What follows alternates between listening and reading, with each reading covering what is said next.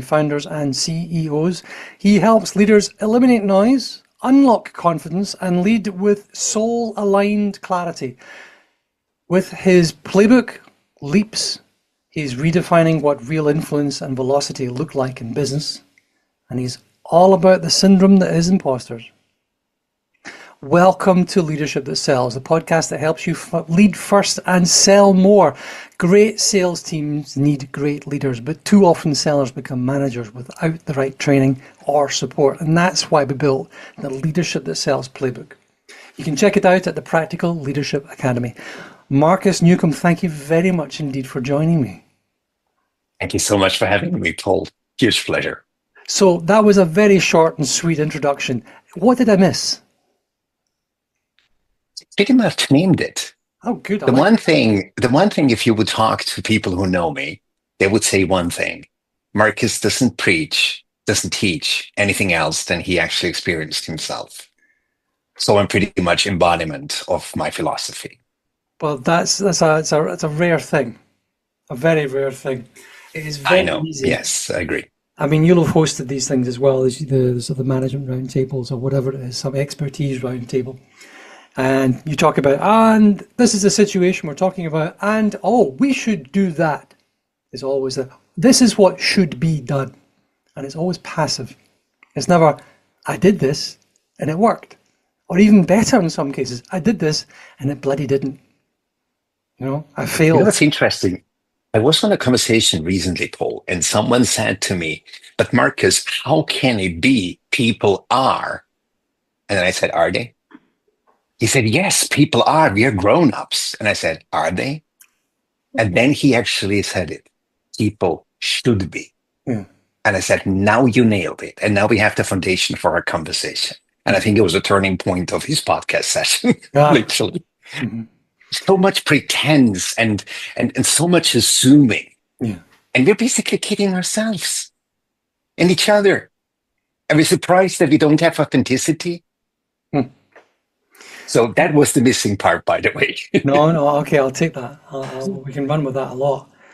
I think, especially in the commercial world, it's very easy to find people where you want them to be, to think about people where they should be, and not actually listen carefully enough to find out where the hell they are, and who you are, and what's important to you. Oh, you're a insert job here. That means these things should be important to you. You can make assumptions. It's great. You can do that because you can do that to lead to, well, no, actually, this is important to me. And that's fine. It's a technique. It's a tool. But too often you do it and you're not listening to understand. You're listening to get your response in. You deal a lot with imposter syndrome. Mm-hmm. And for everyone, I think, but particularly for salespeople, it's debilitating. Whether it's I don't think I'm good enough to pick up the phone, so it's call reluctance. I don't think. And I think that the challenge is, how do you go over that? I don't think, I'm not sure, maybe it's not me. Maybe I'm lucky. Maybe there's all these different types. I think it all boils down to a big bucket of pain. Talk us through. You actually hit the solution before you even ask the question, Paul. Because they're right. They think, so they are. And why they think is because they believe it. And because they believe it has become reality. Exactly. Now we have the 360. Mm-hmm. And you see, I said in the intro that I don't teach anything. I don't coach anything. I don't preach about anything that I have not experienced myself. So during COVID, I think all of your viewers and listeners remember that when the pandemic hit, everybody around me was in depression. And I lasted for quite some time because now I'm an avid meditator and that really helped. And then it suddenly hit me. And 18 months later, a client of mine said to me, Markus, you have become so unbearable, because I suddenly realized, gosh, I was 18 months in a depression and it took me 9 more months to recover, by the way. I think that's what's called a burnout. Got Was it. my third, by the way. So I got to a point where I literally asked myself, should I even continue? Not to live, but should I even continue to teach? Should I continue to guide people? I mean, I am now at the lowest. We consultants, we used to be Teflon. Everything is fine, right? Like we are beacons of the industry. Absolute BS. So I got to a point that I asked a dear friend of mine, what should I actually write about if I even still do LinkedIn? And that friend gave me 10 possibilities. Number 7 hit me like this: imposter syndrome. So that's an odd thing, but at the same time, it resonated so much with me. So I started writing about it. And, I believe it came from my soul. I think I literally used the mirror when I wrote, and feedback literally confirmed what I was writing. And then suddenly 2 friends of mine reached out and said, Markus, I totally resonate with the symptoms of this imposter syndrome thing. Honestly, imposter syndrome itself, not so much at all. So I knew, okay, if these 2 thoughtful gentlemen were 2 men, these thoughtful gentlemen have an issue with the imposter syndrome as the cause of those symptoms, there's truth behind it. So I started researching and I asked the universe, what is it? And the universe suddenly gave me the answer and said, Markus, imposter syndrome is a trick. Imposter syndrome is a decoy to hold us back, to tap into the real truth. So the real truth is, Paul, imposter syndrome is nothing else than a symptom for a much, much worse problem. And it's called authenticity struggle. So if you look where we started with the circle, the 360, let's open the circle once again. If I say it is true because you believe it, and you believe it becomes your reality, Yes. the reason why is because you don't know yourself. The reason why is because I had no bloody clue who I really was. And that's when I remember, gosh, when I started teaching 20 years ago, I suddenly had that methodology, which I called self-doubt, self-confidence, self-worth. And I realized that self-awareness or self-confidence is absolutely built on a fallacy. It's built on what my environment mirrors me, I am. And I'm absolutely sure if I would ask your viewers and listeners, where did you get the foundation from? Would you believe you are today? Would you basing your truth on? Would you basing your skills on? Everything else? I mean, 95%, Paul, from outside. So the problem is the authenticity struggle comes there. Now imagine if you do not know what you should be basing your trust on. Let me give you an example. I have a dear friend. He's a mountaineer at the Mount Everest. He calls me up, and I know you're an avid mountain climber yourself, Paul, and I extend the offer. My dear friend Sepuan said, bring Paul, come to Himalayas, and let's go up to the base camp. Would you trust me? Yes, you would. Because this is a guy who I know for so long. Now the same scenario. Last night I went to a bar, had some Guinness too many, and I met this guy. And this guy said to me, hey, bring your friend. I get you up to the base camp of Mount Everest. It was him, Markus. Are you bonkers? Are you nuts? Like, you really had some too many last night. So what it comes down to is we have this guy or this girl who we met at the bar, drunk, leading us on a daily basis, making us believe that's who we are. So no wonder do we not trust that what we believe we are. We are doubting it constantly. You're with me, but I can tell. Because that's exactly what it comes down to. We are trusting a drunken guide in us. which has been intoxicated by all the BS that's coming from outside. And as you probably know, even our spouses not always have our best in mind when they put something into us, right? Now think about the people who don't like us, the people who envy us. They give you a complex so they look less negative. Very human. Right, very human, right? So that's when I realized, gosh, the authenticity struggle is the real problem. So if you give me 1 or 2 more minutes, then I end that first thing. And I realized, what do you call that veil between atmosphere and space? Like the thing where a rocket goes through where they usually would burn, Yeah. Let's call it the veil. Let's call it the veil for a moment. Okay. Veil, yeah. So I realized the imposter syndrome, what it is, especially in sales, it is an innate talent people have, right? And then they go to sales school. And then they get filled with all the bullshit methodologies and the strategies and the tactics. Guess what? Suddenly their innate beauty of being able to just touch people, to open doors, gets absolutely diluted.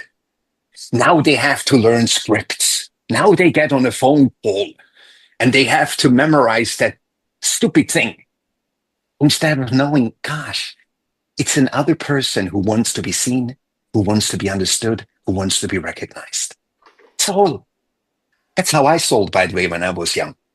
So what it came down to is me seeing at the veil, you have this lofty goal up here.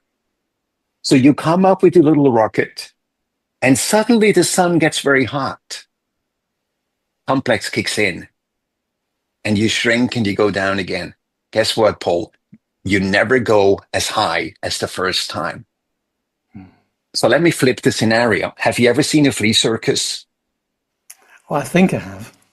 A flea circus is the most brutal thing you can imagine. They literally put fleas into a glass, put a lid on it. That little flea jumps much, much higher than the glass, several times as high as the glass, hits its little brain all the time until it's so fed up of that pain that it says, you know what? Actually, I'm not stupid. I don't jump even as high as the lid anymore. I don't even touch that lid anymore. Guess what? You can remove the lid. That flea will never jump higher than where the lid was. Guess what? Human conditioning. Totally. Absolutely. Take an elephant, baby elephant, gets with this little stick. The little stick is enough to hold a grown-up elephant because it's conditioned as a baby that I cannot pull this stick away. A grown-up elephant still believes it.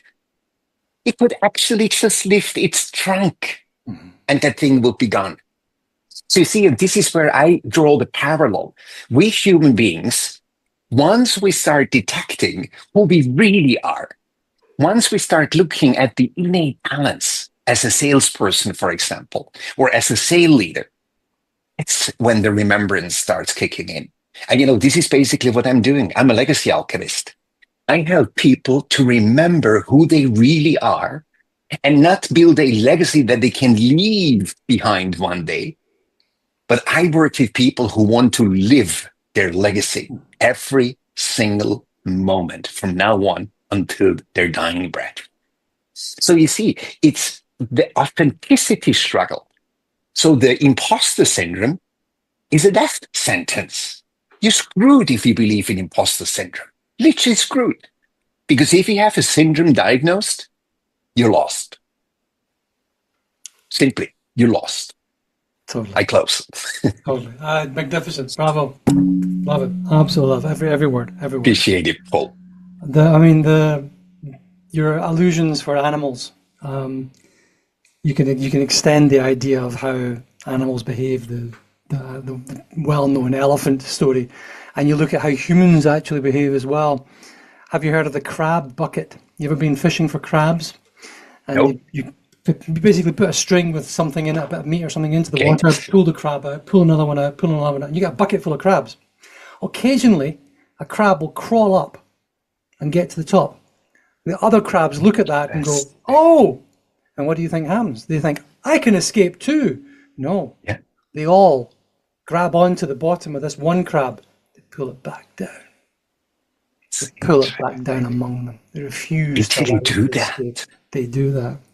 Wow, thank you so much for sharing that. Your concept of authenticity, I think it requires a clear understanding of your own identity.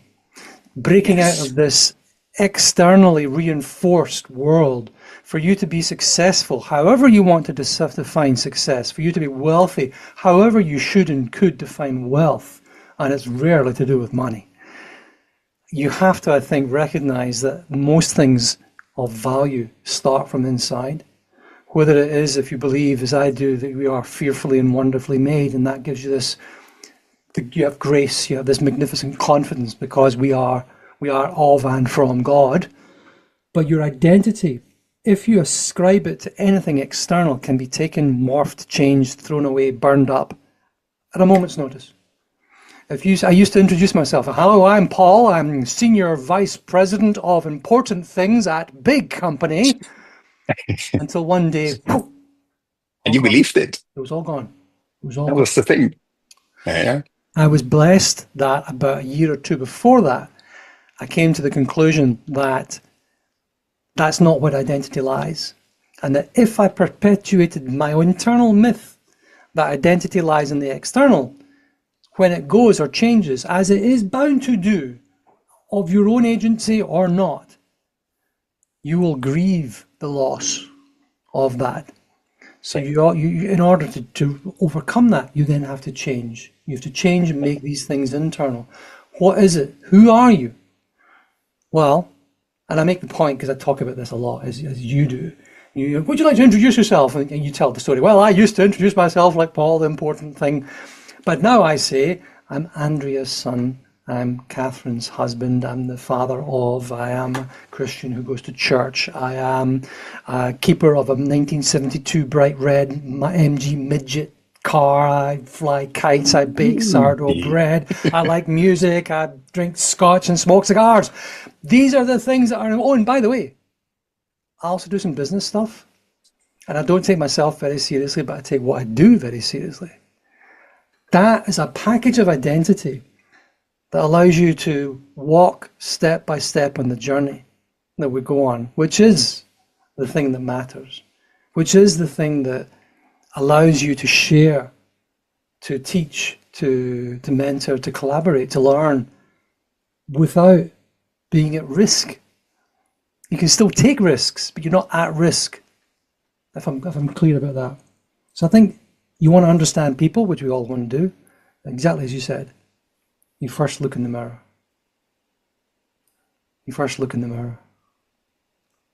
Legacy alchemist. I love that. Thank you. What does a legacy alchemist do on a daily basis? Basically, does help people remember. Mm-hmm. That's literally what I'm doing. Uh-huh. You see, imagine if we look at it from an earthly standpoint. I can walk into a company and I can teach them how to hire top talent. And they pretty much understand it's not a God-given talent, it's an art form. You have to learn, right? And then once they have hired the right talents, I can teach them how to bloody keep them. And that's even more difficult. And then I can help them to coach their A players so they don't leave because those are the A players driving the business, right? Mm-hmm.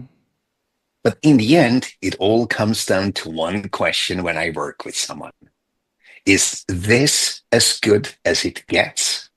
Or is there more to my life? Mm. And when I ask that question, that's usually when the sacred space starts opening. Yeah. And then it's when I say, look, you are a high achiever, and it takes one to know one. You are more, having more, having more, having more, having more, having more, having more. You basically have everything. But now you realize there must be more than just having all.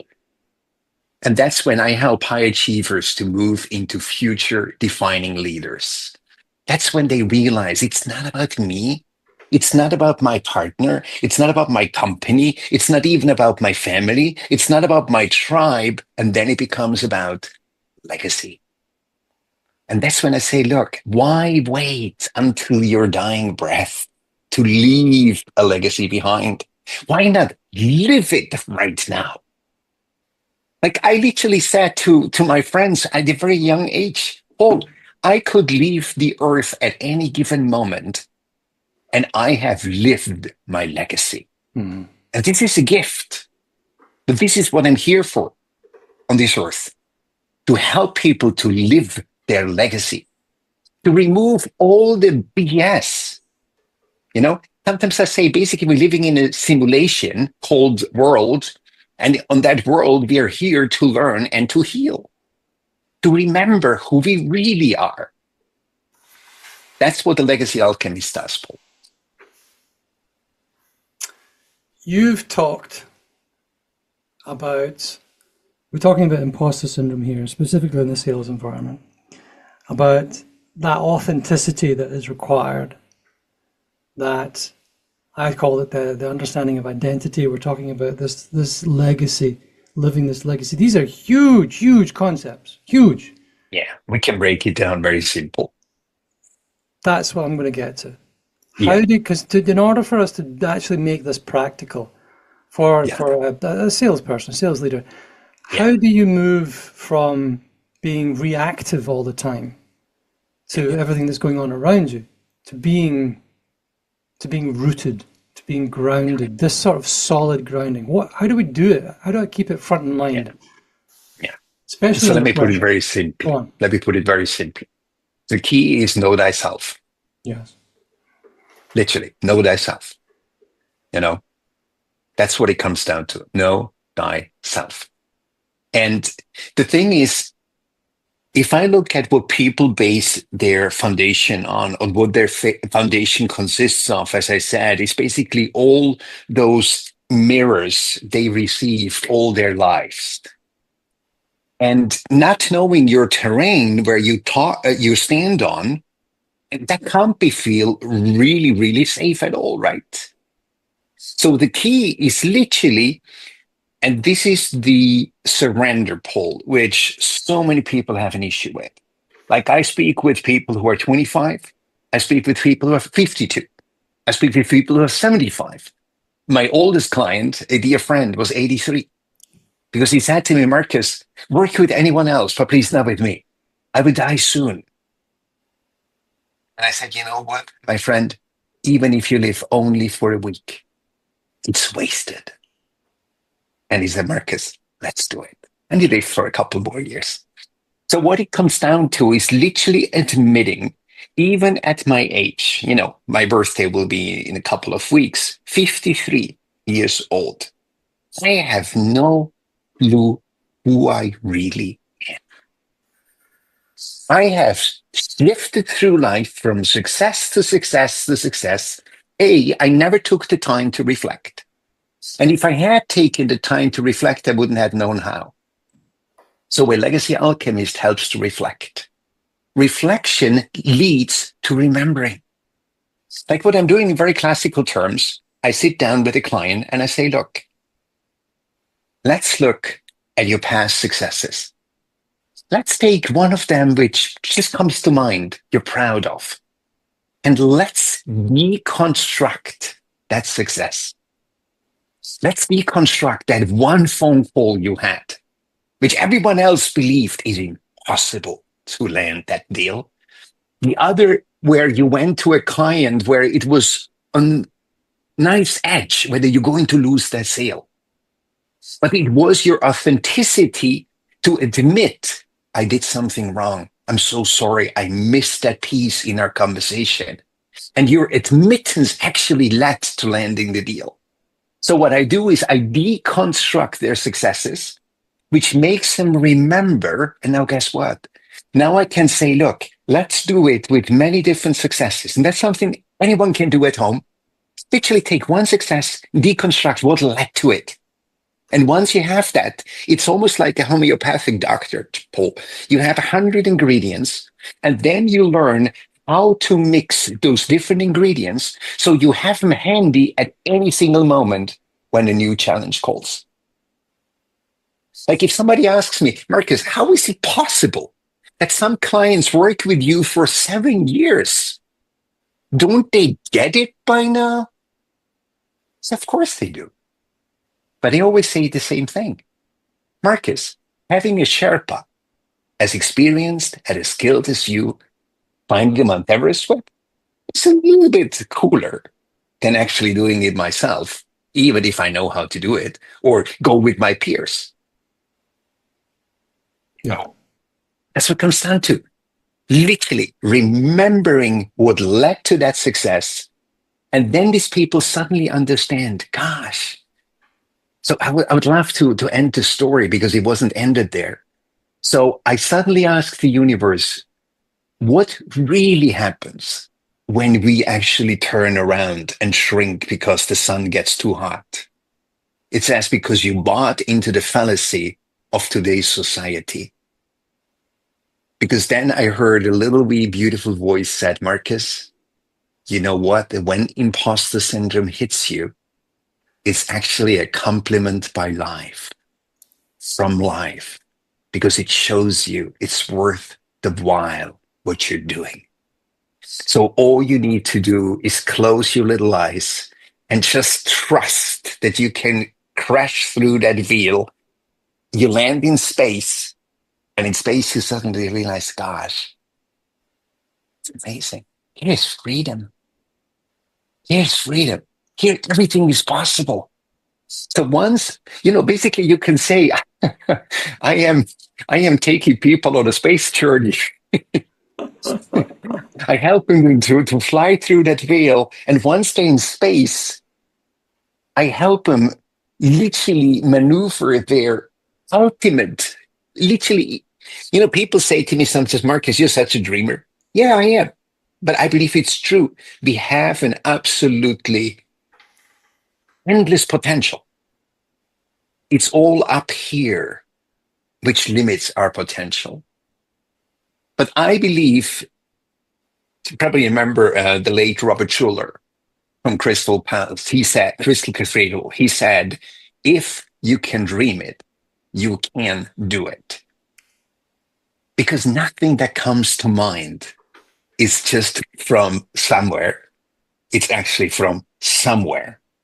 So I believe if we have a vision, if we have a dream, and if we are willing to pay the price and are willing to admit, I just don't know anymore, but I need to remember that literally every single thing is possible. I think we have to end it there. Markus Neukom, for whom everything is possible, thank you for convincing us that for us, anything is possible. Thank you very much indeed for joining me. My great pleasure.